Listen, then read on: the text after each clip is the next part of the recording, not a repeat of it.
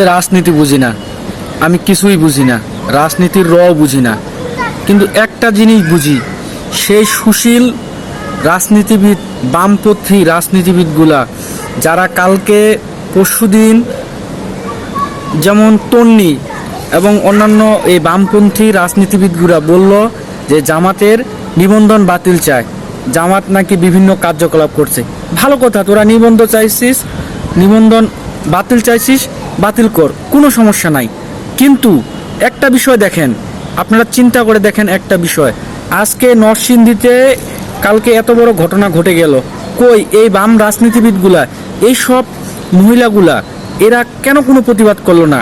কারণ একটাই, এরা এরকমই, এরা এরকম করেই করেই এ জায়গায় আসছে, যার কারণে খুবই খুবই লজ্জাজনক বিষয়, এরা কোনো প্রতিবাদ করে না। আজকে কোনো ব্রিফিং নাই। এই যে তন্নির বিষয়টা দেখেন, ও এইভাবে একটা ইসলামিক থাকুক না থাকুক, ওরা তো চায় যে ন্যায় ইনসাফ যে কোনো কিছু একটা প্রতিষ্ঠা করতে।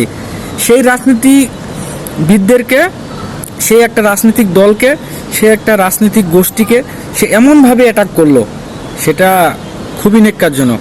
বিএনপিকেও যদি কেউ এভাবে কথা বলে, তাও আমি তার বিপক্ষে বলবো, কেননা রাজনৈতিক দলগুলো আমাদের দেশ জাতির কল্যাণে কাজ করে, হয়তো তাদের ত্রুটি আছে, কিন্তু এই যে নরসিংদীতে এত বড় একটা নেক্কারজনক ঘটনা ঘটলো, কই এইসব মহিলারা তো কোনো ব্রিফিং দেয় না।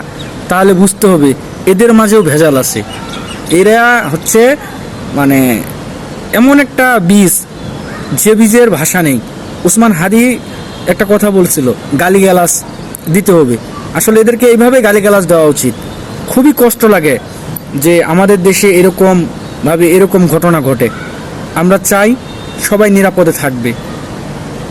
নতুন সরকার আশা করি নরসিংদীর বিষয়টাকে সুষ্ঠুভাবে বিচার করে তাদের শাস্তিমূলক ব্যবস্থা করবে। আমরা এমন দেশ আসলেই চাই না, আমরা সবাই নিরাপদে বাঁচতে চাই। যদি নিরাপত্তায় না থাকে, তাহলে আমি যে সম্পদ অর্জন করি, আপনি যে সম্পদ অর্জন করেন, এগুলোর কোনো ভ্যালু নেই, কোনো দাম নেই। সবার আগে নিরাপত্তা, রাষ্ট্রের নিরাপত্তা, ব্যক্তির নিরাপত্তা, দলের নিরাপত্তা, গোষ্ঠীর নিরাপত্তা। আসুন সবাই সবার জায়গা থেকে নরসিংদীর এই মেয়ের ধর্ষণের পর এবং তাকে যে হত্যা করা হলো তার প্রতিবাদ জানাই।